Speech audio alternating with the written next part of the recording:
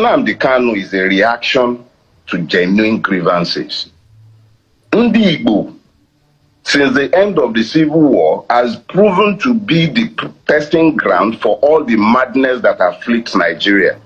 What was once restricted strictly for the Igbos have now been democratized for everybody. The Nigerian citizen is essentially a Biafran. The question to ask is this: why is Nnamdi Kanu agitating, and why is he supported by the rank and file of Nnamdi Igbo? A lot of people are unhappy with his methodologies, yes, but there has been nobody who has been able to come out to credibly challenge the genuineness of the grievances that he is fighting for, or rather fighting against. Let us be clear.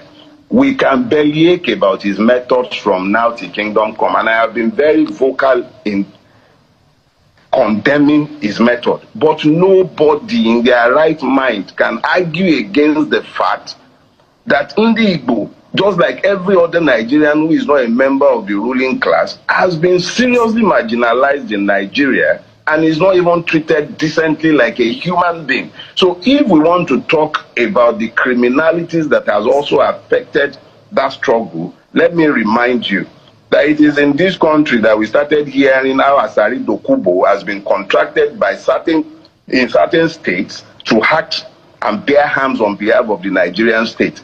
He said as much inside the council chamber of the Nigerian state in Aso Rock at the beginning of Tinubu's regime when he was there vibrating. We don't even know and cannot say for sure whether this madness can be traced directly to Nnamdi Kanu and his cohort. I am not his lawyer. I'll let his lawyer handle that. But the fact is this: there is no way to say with certainty that state-sponsored actors are not equally involved in the madness that has overtaken the Southeast. And if you are going to deal with that madness, you would have to go to the root. What is causing the grievances? What is at the root of the grievances? What is it that the Igbo man is complaining about? Why is it that this place has remained in turmoil? If it's just about Nnamdi Kanu, it will be over. You've had him locked up for like 3 years, and even before then, he was mostly on the run. So the point is, take away the grievances, and the agitations will dry up. As long as the headlines persist, the fingernail will remain blood-stained. That is a reality.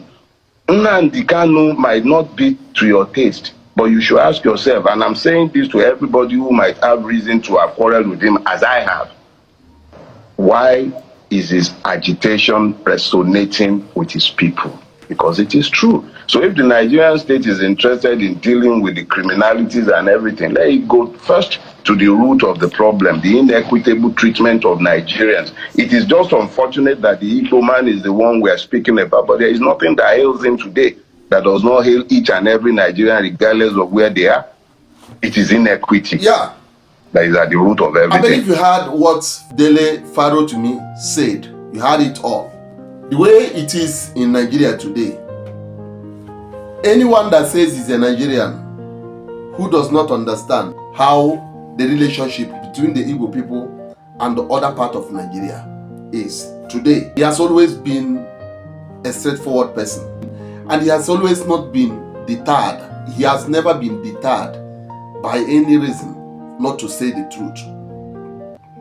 And everything he said here, anyone that says he's a Nigerian or he is in Nigeria, a citizen of this country called Nigeria, both home and abroad, that does not understand, that does not know about everything that he said here, I must tell you that person is pretending to be sleeping. Because it has gotten to a point, even everybody in this country called Nigeria can attest to the fact that in Nigeria there is 2 constitutions, 2 laws. One of the law is mainly for the Igbo people alone. One section of the law or one section of the constitution is for the Igbo people alone, while the other is for Nigerian citizens. Igbo people are sidelined. Igbo people are kept one part and treated as if they are less of citizens in the country where we say we are one Nigeria. So anyone that is pretending, anyone that is claiming he does not see what is going on, or he does not understand it, that this is the game the government and some selfish people in the country are doing against the Igbo people, that person is pretending to be sleeping. And like Goodluck Jonathan said, it is very difficult to wake a person that is pretending to be sleeping than to wake a person who is asleep.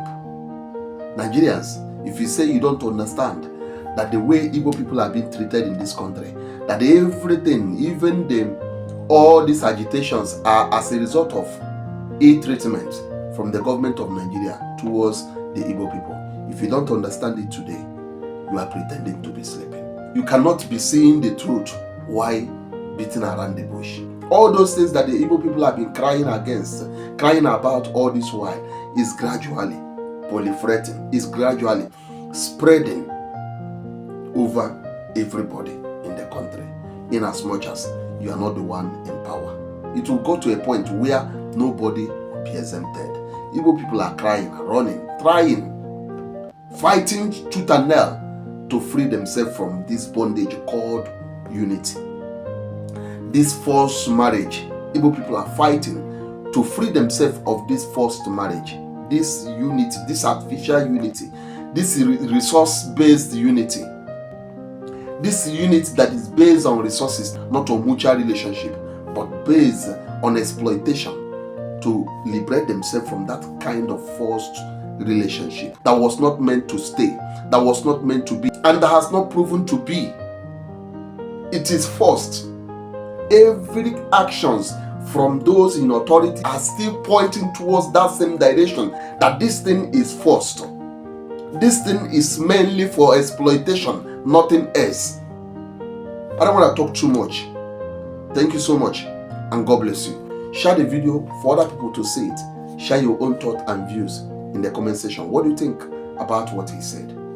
And if it is your first time coming across my videos, I plead with you to follow my page and subscribe. God bless you.